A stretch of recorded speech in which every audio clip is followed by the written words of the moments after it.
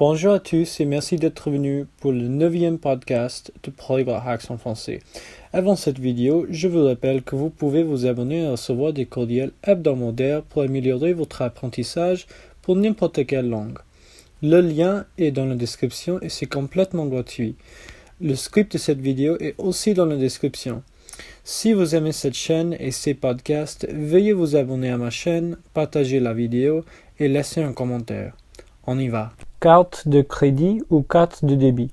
Aujourd'hui, on va parler des avantages et des inconvénients entre les deux types de cartes qu'on peut utiliser pour payer.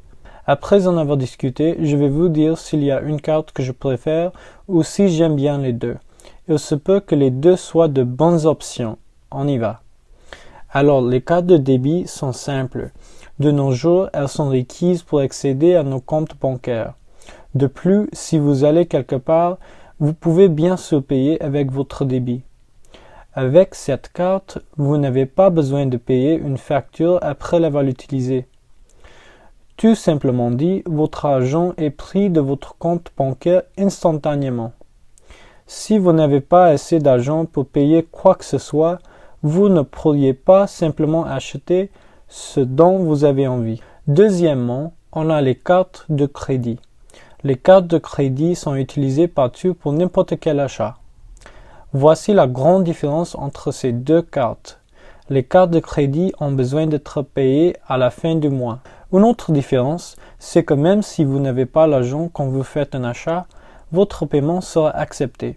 C'est possible que votre carte de crédit ait une limite d'argent qui vous empêche de dépenser plus que le montant mis en place par l'entreprise.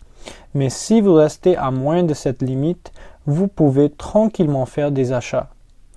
Alors, après avoir bien examiné les deux options, c'est le moment où je vous donne mon opinion. À mon avis, si vous pouvez bien gérer votre argent, vous pourriez utiliser les cartes de crédit.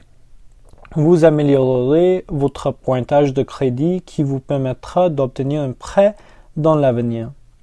En revanche, si vous ne pouvez pas gérer votre argent, je vous suggère d'utiliser une carte de débit. Comme ça, vous dépenserez seulement ce que vous avez.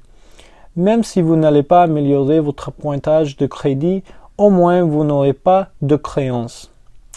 Qu'est-ce que vous pensez? Qu'utilisez-vous? Est-ce que mon opinion est la même que la vôtre? Dites-le moi dans les commentaires.